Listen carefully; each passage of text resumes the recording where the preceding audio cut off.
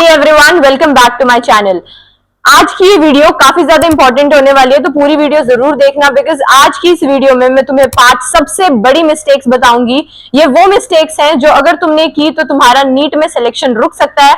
And साथ के साथ ये वो मिस्टेक्स भी है जो मैंने खुद अपने 11th एंड 12th स्टैंडर्ड में की थी, जिसकी वजह से मेरा नीट फर्स्ट अटेम्प्ट में क्लियर नहीं हुआ। तो आज की ये वीडियो तुम स्किप करना बिल्कुल भी अफोर्ड नहीं कर सकते, तो पूरी वीडियो जरूर देखना। So without any further delay, let's get to work. The first mistake is NCERT अच्छे से ना पढ़ना। See, basically हम सबको पता है कि NCERT is a very important book at least for biology and chemistry when it comes to NEET. But still हम NCERT को ढंग से नहीं पढ़ते। See, होता क्या है कि बेसिकली हम NCERT को सिर्फ पढ़ने के लिए पढ़ते हैं और समझने के लिए नहीं। इसका मतलब क्या होता है कि जब हम एनसीईआरटी पढ़ रहे होते हैं तो हम उसकी लाइंस या जो वो कहना चाह रहे हैं हम उससे समझ नहीं पाते, जिसकी वजह से क्या होता है कि जब क्वेश्चन आता है पेपर में तो हम उससे अटेम्प्ट नहीं कर पाते बिकॉज हमने उस तरह से एनसीईआरटी को पढ़ा ही नहीं है कि हम क्वेश्चन अटेम्प्ट कर सके। So this is where the downfall begins. So हमें एनसीईआरटी को सिर्फ पढ़ना नहीं है, बार बार उसे समझना भी है। एनसीईआरटी की हर एक लाइन जो तुम पढ़ रहे हो उसे खुद को समझाओ। अब सी, जब तुम एनसीईआरटी पढ़ रहे हो तो उसके साथ साथ तुम्हें एक और चीज करनी है, दैट इज जो तुमने लाइन पढ़ी है, जो तुमने पैराग्राफ पढ़ा और उसे पढ़ के तुम्हें ऐसे लगा कि भाई इसमें से कुछ ये पर्टिकुलर इंपॉर्टेंट क्वेश्चन जो है ये नीट में पूछा जा सकता है।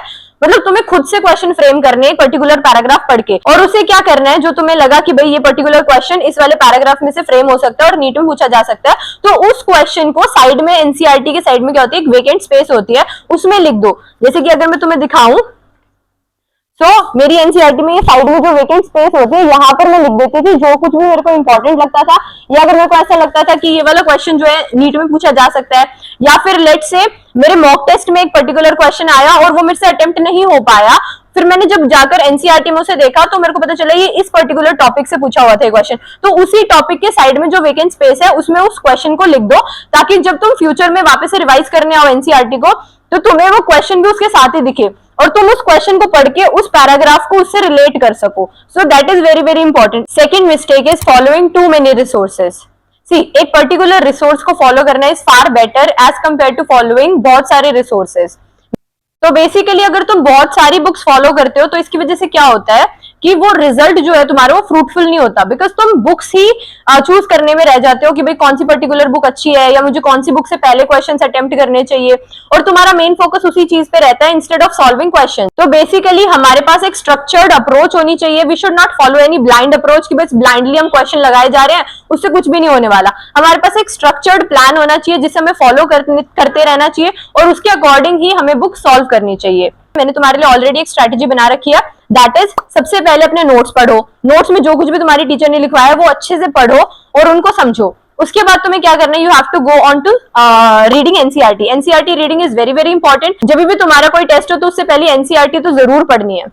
इसके बाद क्या करना है, एनसीईआरटी करने के बाद हमें सॉल्व करना है नीट पीवाईक्यूज। नीट के पीवाईक्यूज करना is very very important because जो तुम्हारा नीट में क्वेश्चन पेपर आता है वो मतलब मैक्सिमम जो क्वेश्चन पेपर होता है वो पीवाईक्यू बेस्ड ही होता है, उसका जो पैटर्न होता है वो पीवाईक्यू जैसा ही होता है, तो that is very very important. इसके बाद तुम्हें क्या करना है, जो तुम्हारे कोचिंग के मॉड्यूल्स हैं उनको कंप्लीटली सॉल्व कर लो। फिजिक्स, केमिस्ट्री और बायो तीनों ही सब्जेक्ट्स के लिए जो भी तुम्हें कोचिंग पे मॉड्यूल्स दिए हुए हैं वो सारे के सारे कंप्लीटली सॉल्व कर लो। जब तुम ये सारी चीजें सॉल्व कर लो उसके बाद तुम बेशक कोई भी रेफरेंस बुक ले लो और उसके सारे क्वेश्चंस लगा लो। ऐसे नहीं है कि तुम एकदम से ही पहले ही सबसे मुश्किल बुक ले लो, लेट्स से फिजिक्स के लिए तुम एचसी वर्मा ले लो पहले ही, और फिर तुम उसका एक भी क्वेश्चन सॉल्व ना कर पाओ और फिर डिमोटिवेट हो जाओ जिसकी वजह से तुम कोई भी क्वेश्चन प्रैक्टिस करो ही ना।